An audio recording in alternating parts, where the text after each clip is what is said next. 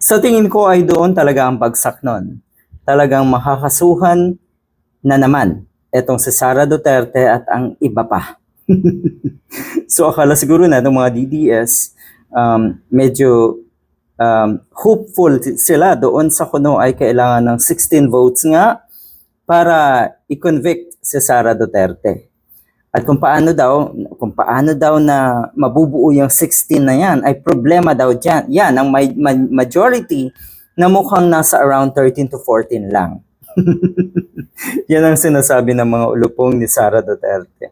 Pero wag ka, bukod sa mga kaso na nakasampa na laban kay Sara Duterte, katulad ng grave threat at ang iba pa, ito mismong nangyayari dyan sa impeachment court, yung mga ebidensya dyan ay kitang-kita na rin ng ombudsman, ng DOJ, at dapat siguro talaga ay i-recommenda na agad-agad. Sabay, habang nililitis ang kaso ni Sara Duterte sa Senado, sabay na rin siyang kasuhan at ang kanyang mga alipores ng Anti-Graft and Corrupt Practices Act.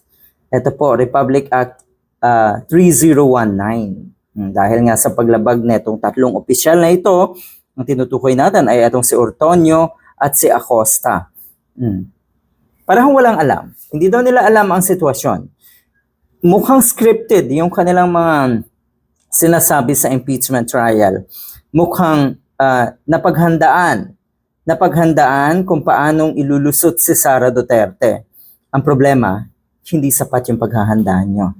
Ang problema, sa laki sa bigat ng ebidensya, sigurado tayo, kahit gaano ka pa kagaling magpalusot, kahit gaano pa kagaling ang sinasabi nilang galing ng depensa na hindi pa rin natin nakikita hanggang ngayon, kahit gaano pa sila kagaling, sige, kung talagang magaling yung depensa, ang defense team nga netong sa Sara Duterte, mukhang mahirapan talaga kayo. Dahil nga, di hamak na mas magagaling ang prosecution, di hamak rin na mas magaling ang katotohanan. Good luck.